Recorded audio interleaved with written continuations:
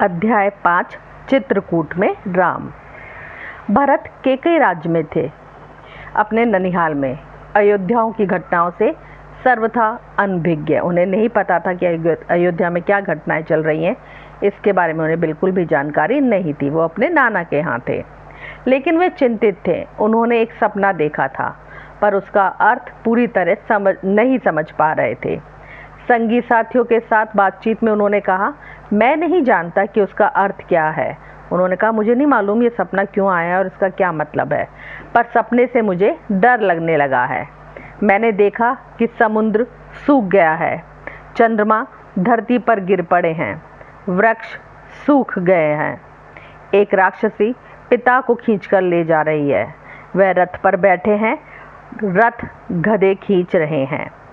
जिस समय भरत अपने मित्रों को अपना सपना सुना रहे थे, ठीक उसी समय अयोध्या से घुड़सवार दूत वहां पहुंचे। मैसेंजर्स जो अयोध्या से रवाना हुए थे वो वहां पे पहुंच गए। घुड़सवारों ने छोटा रास्ता चुना था जल्दी पहुंचने के लिए। भरत को संदेश मिला। वे तत्काल अयोध्या जाने के लिए तैयार हो गए। ननिहाल में भरत का मन नहीं लग रहा था, यानी नाना के घर में भरत का मन नहीं लग रहा था। उनका मन उचट गया था कि अब जल्दी से जल्दी यहाँ से अयोध्या चला जाए। वह अयोध्या पहुँचने को उतावले थे। केकई राज ने भरत को विदा किया 100 रथों और सेना के साथ। जब उन्होंने केकई राज ने भरत को विदा किया तो उनके साथ उन्होंने 100 रथ भेजे और साथ ही सेना भी भेजी। उन्हें घुड़सवारों से अधिक समय लगा। इनको अयोध्या पहुँचने में ज़्यादा टाइम लगा, क्योंकि इन्हें लंबा रास्ता पकड़ना पड़ा। सेना और रथ खेतों से होकर नहीं जा सकते थे। वे 8 दिन बाद अयोध्या पहुंचे, नदी पर्वत लांघते, थके हुए और चिंतित। भरत ने अयोध्या नगरी को दूर से देखा। नगर उन्हें सामान्य नहीं लगा। उन्होंने दूर से अयोध्या को देखा। दूर से देखने पर उन्हें लगा कि अयोध्या में कुछ गड़बड़ है, वो नॉर्मल नहीं है, बदला बदला सा था। अनिष्ट की आशंका उनके मन में और गहरी हो गई, यानी कि कुछ अनिष्ट हुआ है अयोध्या में। ये बात सोचकर ही उनको बहुत डर सा लगा। यह मेरी अयोध्या नहीं है, क्या हो गया है इसे? उन्होंने पूछा। सड़कें सूनी हैं, बाग बगीचे उदास हैं, सब लोग कहाँ गए? वह तुमुलनाद कहाँ है? वो शोर शराबा जो था वो कहाँ है? पक्षी भी कलरव नहीं कर रहे हैं, यानी पक्षी भी आवाज़ नहीं कर रहे हैं। इतनी चुप्पी क्यों? किसी ने भरत के प्रश्नों का उत्तर नहीं दिया। ये सारे प्रश्न भरत ने पूछे, लेकिन इसका जवाब किसी ने भी भरत को नहीं दिया। नगर पहुंचते ही भरत सीधे राजभवन में गए, महाराज दशरथ के प्रसाद की ओर। महाराज वहां नहीं थे। फिर वे केकई के महल की ओर बढ़े। माँ ने आगे बढ़कर पुत्र को गले लगा लिया, परंतु भरत की आंखें पिता को ढूंढ रही थी। उन्होंने माँ से पूछा, पुत्र, तुम्हारे पिता चले गए हैं वहाँ जहाँ एक दिन हम सबको जाना है। उनका निधन हो गया है, यानी उनकी डेथ हो गई है। भरत ये सुनते ही शोक में डूब गए, पछाड़ खाकर गिर पड़े। मतलब एकदम उनको बेहोशी से हुई और वो एकदम नीचे धरती पर गिर पड़े। विलाप करने लगे, यानी रोने लगे। माँ केकई ने उन्हें उठाया, ढांढस बंधाया, कहा, उठो पुत्र, यशस्वी कुमार शोक नहीं करते। उन्होंने कहा, तुम यशस्वी हो, तुम्हें शोक नहीं करना चाहिए। तुम्हारा इस प्रकार दुखी होना उचित नहीं है, राजगुणों के विरुद्ध है। तुम्हें इस तरह से दुखी हो रहे हो, ये सब चीज़ें अच्छी नहीं है। राजगुणों के बिल्कुल अपोजिट चीज़ है, विरुद्ध चीज़ है, ये बिल्कुल अलग चीज़ है। अपने को संभालो, राजा के ये गुण नहीं हैं।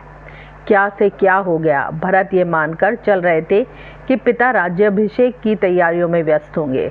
उनको लगा कि पिता तो राम के राज्याभिषेक में व्यस्त होंगे, लेकिन ये तो कुछ और ही हो गया, सब कुछ उल्टा हो गया।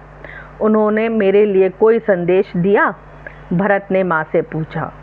नहीं, अंतिम समय में उनके मुंह से केवल 3 शब्द निकले, हे राम, हे सीते, हे लक्ष्मण, तुम्हारे लिए कुछ नहीं कहा। भरत व्याकुल थे, यानी बेचैन थे। विकलता बढ़ती ही जा रही थी। वह तुरंत राम के पास जाना चाहते थे। महाराज ने उन्हें वनवास दे दिया है 14 वर्ष के लिए। सीता और लक्ष्मण भी राम के साथ गए हैं। कैकेयी ने भरत का मन पढ़ते हुए कहा। वह जानती थी कि भरत यहाँ से सीधे राम के पास ही जाएंगे, परंतु वनवास क्यों? भ्राता राम से कोई अपराध हुआ? भरत ने पूछा। राम ने कोई अपराध नहीं किया। महाराज ने उन्हें दंड भी नहीं दिया। इसके लिए मैंने महाराज दशरथ से प्रार्थना की थी। मुझे तुम्हारे हित में यही उचित लगा। कैकेयी जो है भरत को बता रही थी, मैंने ये सब तुम्हारे लिए किया है, तुम्हारे अच्छे के लिए ही किया है। मैं तुम्हारा अहित नहीं देख सकती थी, मैं तुम्हारा अहित होता हुआ नहीं देख सकती थी, कैकेयी ने कहा। वरदान की पूरी कथा सुनाते हुए उन्होंने कहा, उठो पुत्र, राजगद्दी संभालो। अयोध्या का निष्कंटक राज्य अब तुम्हारा है, यानी अयोध्या नगरी जिसमें किसी तरह का कोई कष्ट नहीं है, वो राज्य अब तुम्हारा है। भरत अपना क्रोध नहीं रोक सके, चीख पड़े, यह तुमने क्या किया माते? ऐसा अनर्थ, घोर अपराध, अपराधिनी हो तुम। वन तुम्हें जाना चाहिए था, राम को नहीं। मेरे लिए राज्य अर्थहीन है। पिता को खोकर, भाई से बिछड़कर नहीं चाहिए मुझे ऐसा राज्य। भरत को बहुत गुस्सा आया अपनी माता पे और वो गुस्सा करने लगे। इस बीच मंत्रीगण और सभासद भी वहां आ गए। भरत बोलते रहे, तुमने पाप किया है माते, इतना साहस कहाँ से आया तुम में? किसने तुम्हारी बुद्धि भ्रष्ट की? उल्टा पाठ किसने पढ़ाया? यह अपराध अक्षम्य है, यानी क्षमा के योग्य नहीं है। मैं राजपद नहीं ग्रहण करूंगा, मैं राजा का पद जो है वो नहीं ग्रहण करूंगा। तुमने ऐसा सोचा भी कैसे? सभासदों की ओर मुड़ते हुए भरत ने हाथ जोड़कर कहा, आप भी सुन ले, मेरी माँ ने जो किया है उसमें मेरा कोई हाथ नहीं है। मैं राम की सौगंध खाकर कहता हूँ, मैं राम के पास जाऊँगा, उन्हें मना कर लाऊंगा, प्रार्थना करूँगा कि वह गद्दी संभाले, मैं दास बनकर रहूँगा। भरत बहुत उत्तेजित हो गए, स्वयं पर नियंत्रण नहीं रख सके। बोलते बोलते उनकी सांस उखड़ने लगी, वह चकराकर धरती पर गिर पड़े। सुध बुध लौटी, जब होश आया तो भरत रानी कौशल्या के महल की ओर चल पड़े। उनसे लिपटकर बच्चों की तरह बिलख कर रोए, यानी वो माता कौशल्या के पास गए और उनके गले लगकर रोने लगे। उनके चरणों में गिर पड़े, उनके पैरों में गिर पड़े। कौशल्या आहत थी, वो खुद भी बहुत दुखी थी। उन्होंने कहा, पुत्र, तुम्हारी मनोकामना पूरी हुई, तुम जो चाहते थे हो गया। राम अब जंगल में है, अयोध्या का राज तुम्हारा है।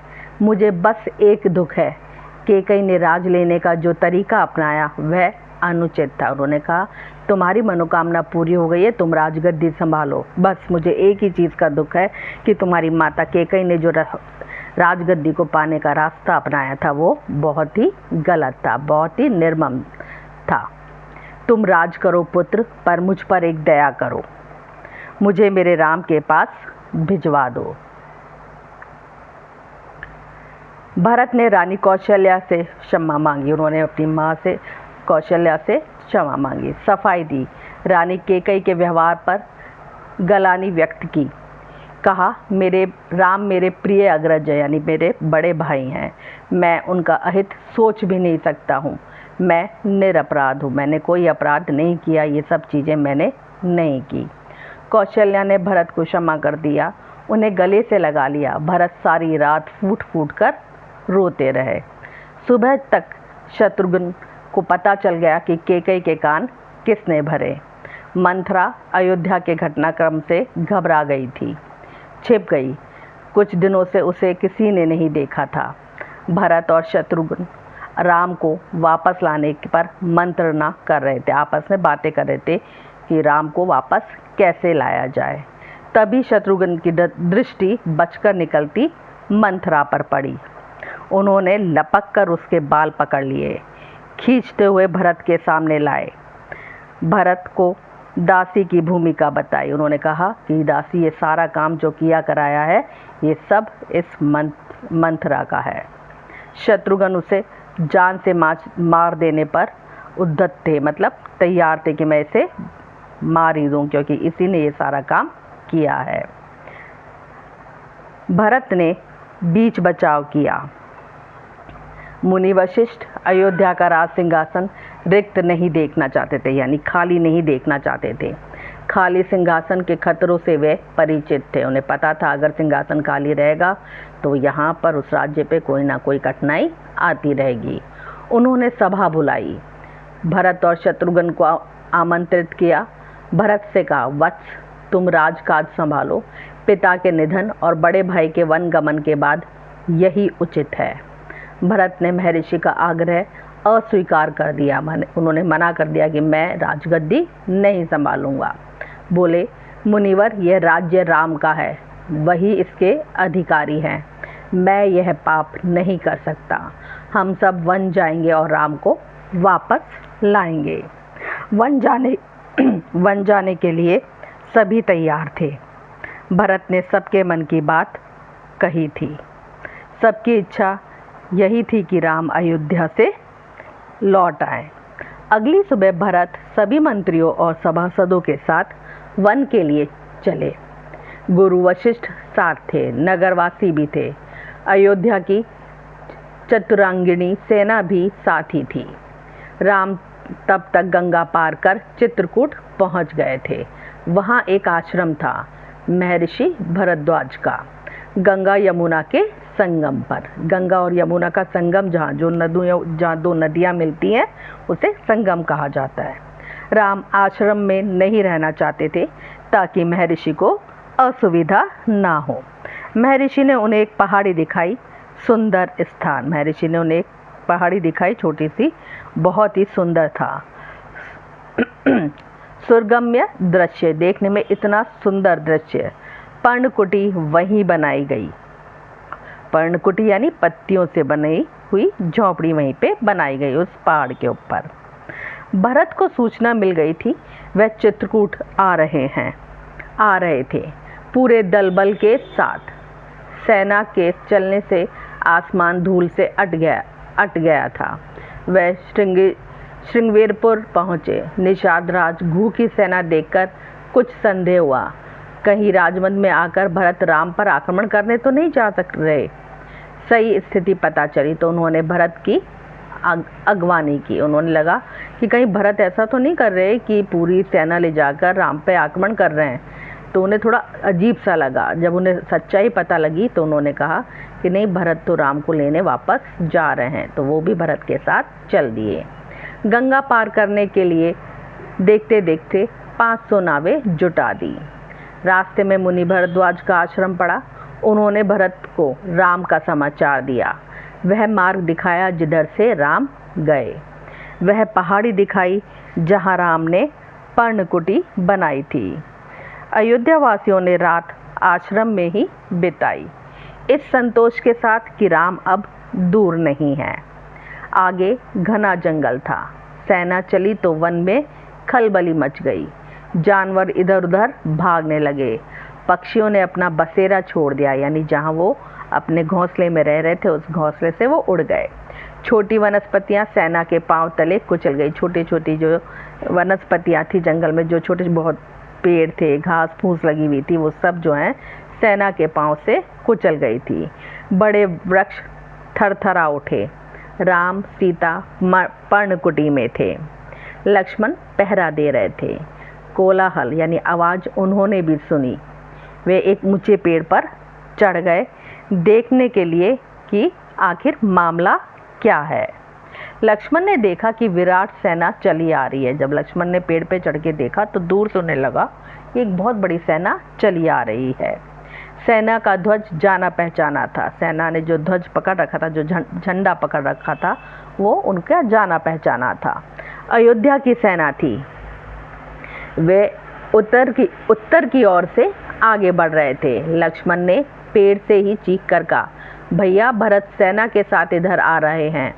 लगता है वे हमें मार डालना चाहते हैं ताकि एक छत्र राज कर सके। राम कुटी से बाहर आए, यानी अपनी झोपड़ी से बाहर आए।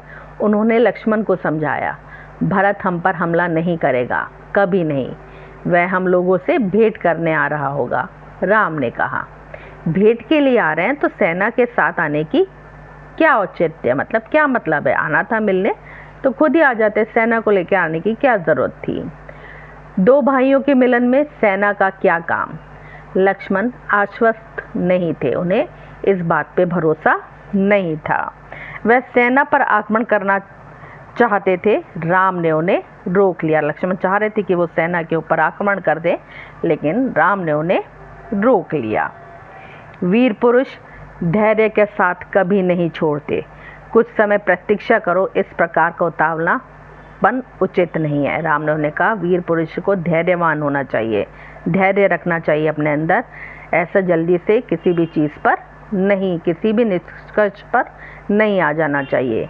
कुछ समय इंतज़ार करो, ऐसा उतावलापन ठीक नहीं होता है। भरत ने सेना पहाड़ी के नीचे रोक दी, नगरवासियों से भी वहीं रुकने को कहा। कोलाहल थम गया, यानी जो आवाज़ सेना के कदमों से हो रही थी वो सब कम हो गई, बिल्कुल बंद हो गई। उसकी जगह पुनः वन में नैसर्गिक शांति ने ले ली। वापस जैसे वन में शांति होती है सब तरफ, ऐसी शांति वापस से हो गई। भरत ने पहाड़ी को प्रणाम किया, शत्रुघ्न को साथ लेकर नंगे पांव ऊपर चढ़े।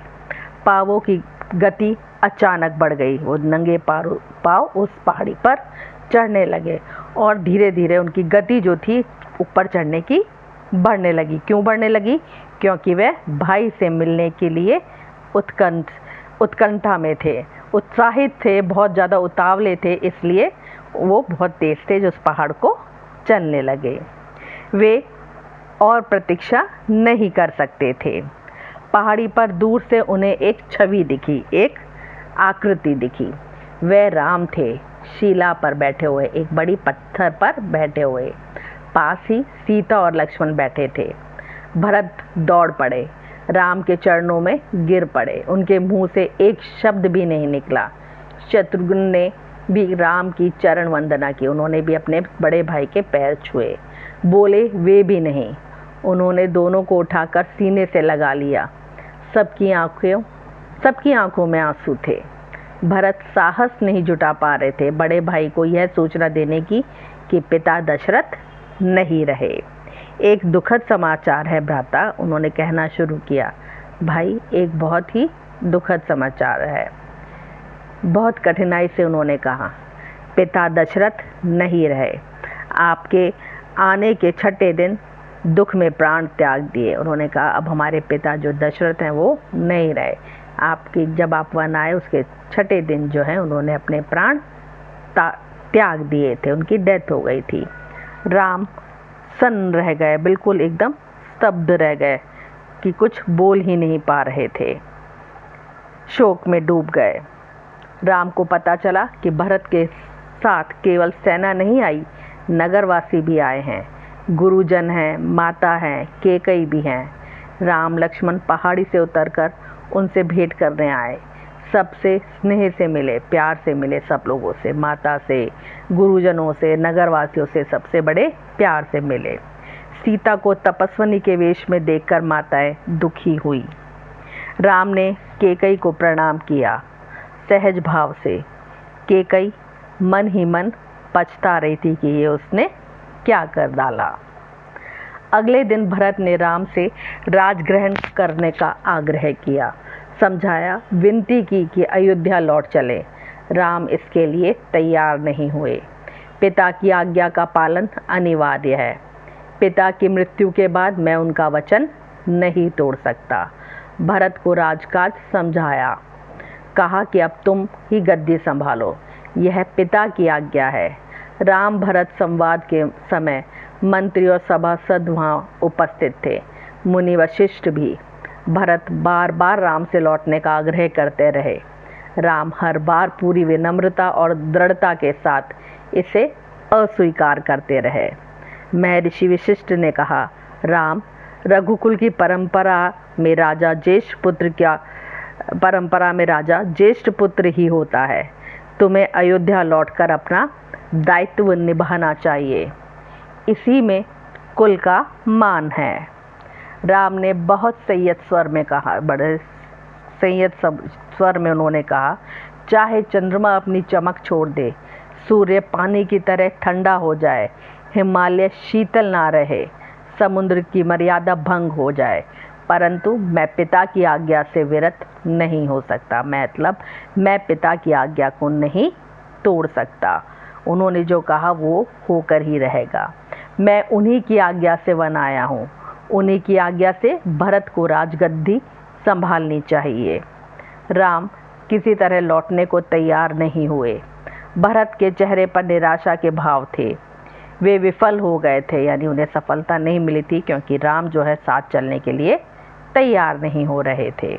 राम को मनाने में, आप नहीं लौटेंगे तो मैं भी खाली हाथ नहीं जाऊंगा, आप मुझे अपनी खड़ाऊ दे दें। उन्होंने कहा कि अगर आप नहीं लौट रहे तो कोई बात नहीं, मैं खाली हाथ नहीं जाऊंगा। आपने जो पैरों में अपनी खड़ाऊ पहन रखी है, जो चप्पलें पहन रखी हैं, आप मुझे दे दें। मैं 14 वर्ष उसी की आज्ञा से राजकाज चलाऊंगा। उन्होंने कहा कि मैं इन्हीं खड़ाऊ की आज्ञा से जो है 14 साल तक पूरा अयोध्या का राजकाज संभालूंगा, उसे चलाऊंगा। भरत का यह आग्रह राम ने स्वीकार कर लिया, अपनी खड़ाऊ दे दी। भरत ने खड़ाऊ को माथे से लगाया और कहा, 14 वर्ष तक अयोध्या पर इन चरण पादुकाओं का शासन रहेगा। उन खड़ाऊ को लेकर उन्होंने अपने माथे पे लगाया और कहा कि 14 साल तक, जब तक आप यहाँ पे वापस नहीं आएंगे, तब तक आपकी चरण पादुकाएं जो हैं वो ही शासन चलाएंगी। सबको प्रणाम कर राम ने उन्हें चित्रकूट से विदा किया। राम की चरण पादुकाओं को एक सुसज्जित हाथी पर रखा गया, यानी सजे हुए हाथी पर रखा गया। प्रतिहारी उस पर चवर डुलाते रहे। जो प्रतिहारी जो उसके पास में जो जिसे कहते हैं ना कि उनको चवर, यानी उनके ऊपर पंखा चलाते रहे। अयोध्या पहुंचकर भरत ने पादुका का पूजन किया। कहा, ये पादुकाएं राम की धरोहर हैं, मैं इनकी रक्षा करूंगा, इनकी गरिमा को आँच नहीं आने दूंगा। भरत अयोध्या में कभी नहीं रुके। तपस्वी के वस्त्र पहने और नंदीग्राम चले गए। जाते समय उन्होंने कहा, मेरी अब केवल एक इच्छा है, इन पादुकाओं को उन चरणों में देखूं जहां इन्हें होना चाहिए। मैं राम के लौटने की प्रतीक्षा करूंगा 14 वर्ष तक। आइए अब इस अध्याय के हम प्रश्न उत्तर करते हैं। मुनि वशिष्ठ ने भरत से क्या आग्रह किया? मुनि वशिष्ठ ने भरत से आग्रह किया कि आप अयोध्या का राजकाज संभालें। भरत द्वारा दिए गए किस समाचार को सुनकर राम सन्न रह गए? जब भरत ने पिता दशरथ की मृत्यु की सूचना दी तो यह सुनकर राम सन्न रह गए।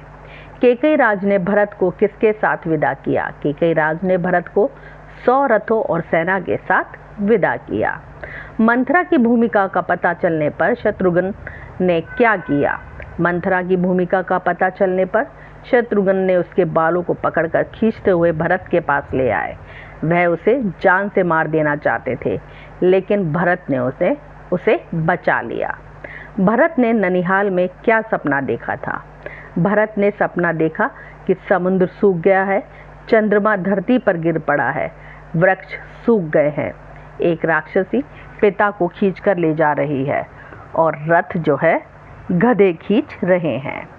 भरत के अनुसार वन को किसे जाना चाहिए था? भरत के अनुसार वन को माता कैकेयी को जाना चाहिए था। माता कौशल्या ने आहत अवस्था में भरत से क्या कहा? माता कौशल्या ने कहा, पुत्र, तुम्हारी मनोकामना यानी मन की इच्छा पूरी हुई है। तुम जो चाहते थे वो हो गया। अब राम जंगल में है, अयोध्या का राज तुम्हारा है। कौशल्या को कैकेयी की किस बात का दुख था? कौशल्या को इस बात का दुख था कि कैकेयी ने साम्राज्य हड़पने के लिए जो तरीका अपनाया था वह न्यायपूर्वक नहीं था, अन्यायपूर्ण था। राम ने लक्ष्मण को क्या समझाया? राम ने लक्ष्मण को समझाया कि वीर पुरुष धैर्य का साथ कभी नहीं छोड़ते। हमें समय का इंतज़ार करना चाहिए। व्यग्र होना बहादुरों के लिए ठीक नहीं होता। चित्रकूट में किसका आश्रम था? चित्रकूट में महर्षि भरद्वाज का आश्रम था। कुछ लघु उत्तरीय प्रश्न। अयोध्या पहुंचने पर भरत ने क्या महसूस किया? अयोध्या पहुंचने पर भरत को अयोध्या असामान्य लगी। वहां का माहौल उन्हें बदला बदला लगा। उन्हें अनिष्ट की आशंका होने लगी। जब उन्होंने सड़कें सूनी होने और बाग बगीचों में उदासी के माहौल का कारण पूछा तो उन्हें इसका कोई उत्तर नहीं मिला। भरत को रानी कौशल्या ने क्या कहा? आहत कौशल्या ने भरत से कहा, तुम्हारे पिता का निधन हो गया है, अब अयोध्या का राज तुम्हारा है। लेकिन कैकेयी द्वारा राज लेने के लिए अपनाया गया तरीका जो था वो अनुचित था। राम को 14 वर्ष के लिए वनवास दिया है। सीता और लक्ष्मण भी राम के साथ ही वन गए हैं। भरत ने अपनी माँ को किन शब्दों में धिक्कारा? भरत ने अपनी माँ को धिक्कारते हुए कहा, यह तुमने क्या किया माते? ऐसा अनर्थ, घोर अपराध, अपराधिनी हो तुम। वन तुम्हें जाना चाहिए था, राम को नहीं। तुमने पाप किया है माते। इतना साहस कहाँ से आया तुम में?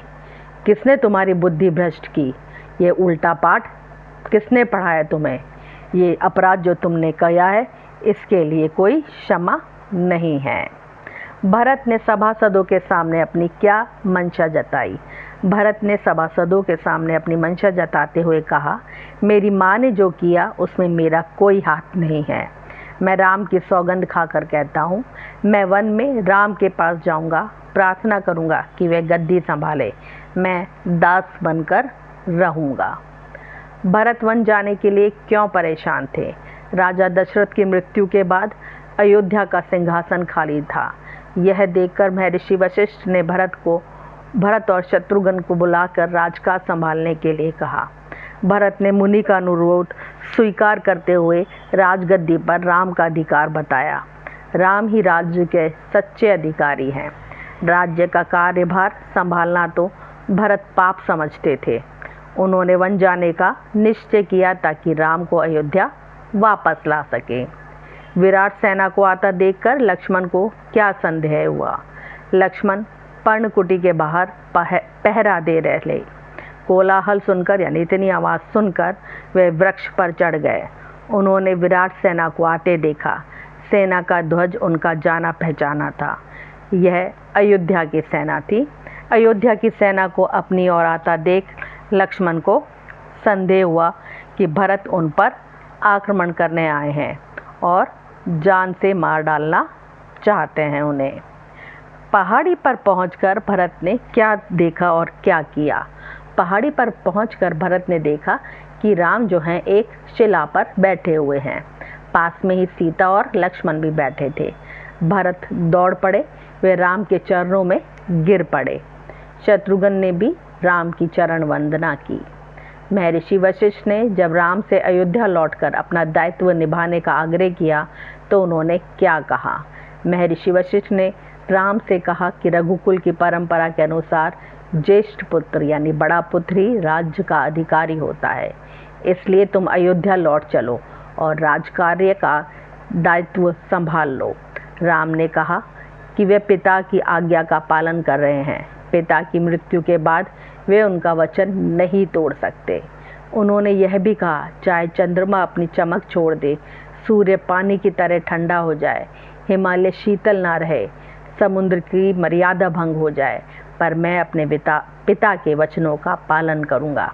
मैं उनकी आज्ञा से वन में आया हूं। अब भरत को राजगद्दी संभालनी चाहिए।